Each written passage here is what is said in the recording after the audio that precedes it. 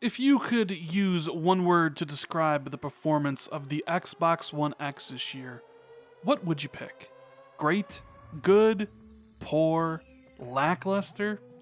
Well, if you chose any of those, you would be wrong, as the NPD Group recently put out a tweet saying that the Xbox One X is performing phenomenally.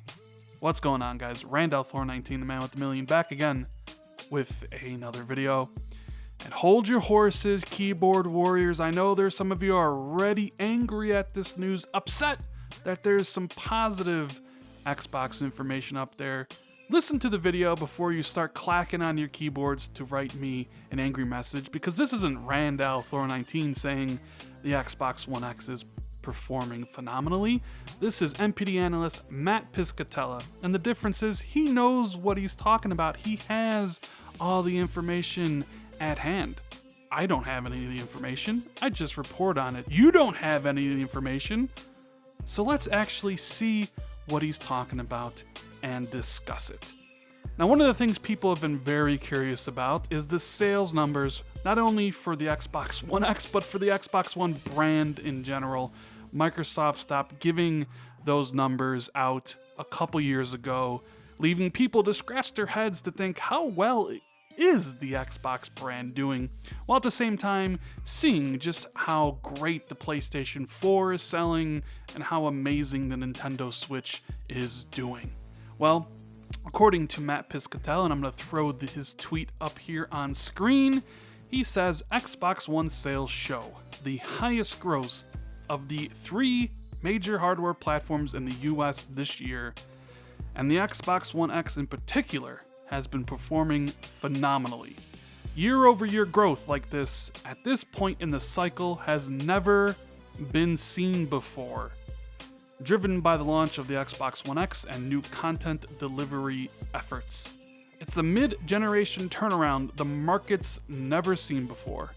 This qualifies as phenomenal, even if not market leading. See, this is where everyone's going to get their panties in a bunch. You see, the Xbox One and the Xbox One X can be doing great on their own right, but everybody wants to compare it to the market leader PlayStation 4, as if losing and not being number one in some fictitious console war that everybody makes up means don't even bother putting out a product. Coke sells way more beverages than Pepsi. Does that mean Pepsi should go home and stop selling what they have to offer? No, of course not. That's the Xbox One's kind of biggest failure of this generation, is not performing up to the standards of the PlayStation 4 and being looked down upon because of that, right? So the Xbox One is doing pretty great this year. The X is doing phenomenally. And those aren't my words, those are Matt Piscatella's words.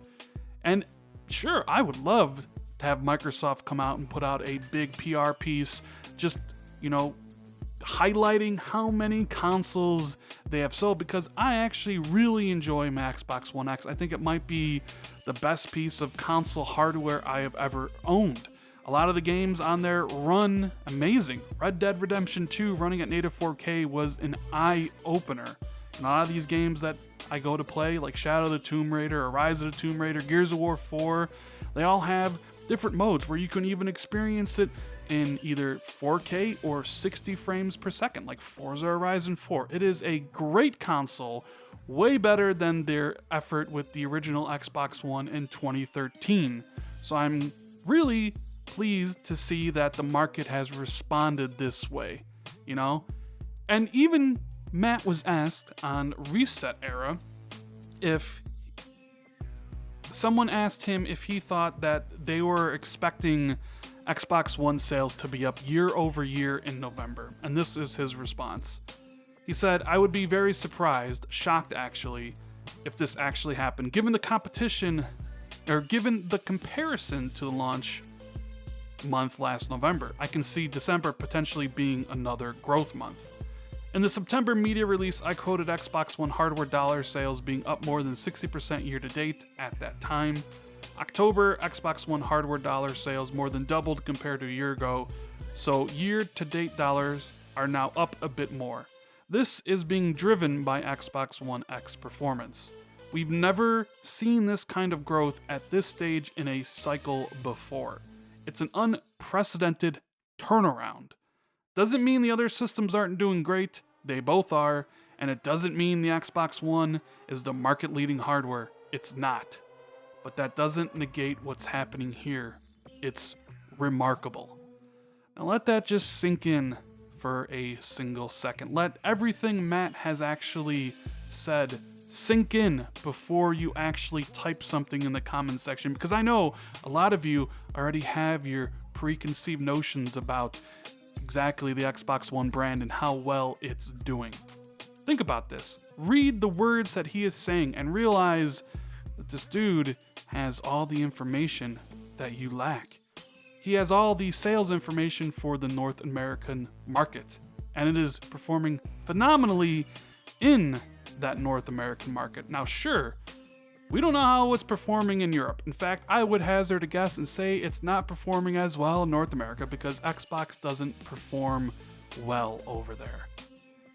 But now we know that the Xbox One X is performing phenomenally with someone who has the information. You know, seeing this information and hearing Matt talk about how well the Xbox One X is doing, like never seen before, turnaround and things of that nature, just brings me back to around the time the Xbox One X launched, specifically when the price was announced at E3 2017 at $500.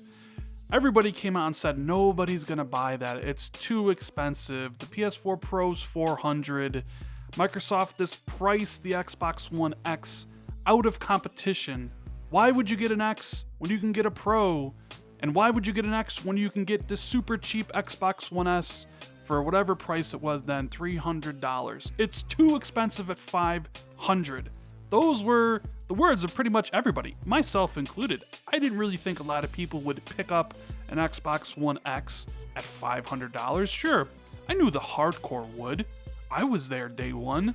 All the hardcore Xbox fans were there day one with money in hand. They wanted an upgraded system that performed better than the underpowered Xbox One, but I didn't think it would translate into any extra sales outside of that market. And oh boy, does it look like not only was I wrong, but everybody else was wrong, and Microsoft knew exactly what they were doing. The X has been a hit. It's turned it around, for the Xbox One this year, driven sales growth, and, we're talking about stuff here that says unprecedented turnaround. That's the words that Matt Piscatella used, and it's all because of the Xbox One X. So it's kind of funny to think about all the armchair quarterbacks talking about how the Xbox One X would just die off and nobody would buy it, how foolish they look right now. Of course, nobody's going to really call them out. I'll say I was wrong, but I'm sure you guys listening can think of a few people out there that were dead wrong about the system and probably have never come around and actually said, hey, the system's actually pretty damn good. Now, you gotta also think, what does this mean for the future of Xbox? If Microsoft sees how well a premium mid-gen console is doing, does that translate into maybe doing a premium console at the launch of their next Xbox next-gen system? And then eventually doing another mid-gen console upgrade? If it's doing this well now, maybe they try to say, we're going to nail all the price points at the beginning of next-gen. We're going to have that really cheap streaming digital-only box, which we've heard about, and then maybe a regular, $350 to $400 Xbox 2 that's priced right alongside the PS5 at $400 or whatever that's going to be.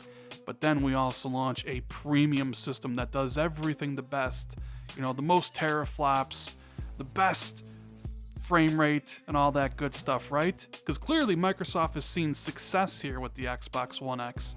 So of course they're going to take learn from it, analyze what went right, and if it's something they should use later in the next generation. But of course, if all this is driven by the Xbox One X and how it's doing phenomenally, I wonder just exactly how the S is performing. We know the X is doing great.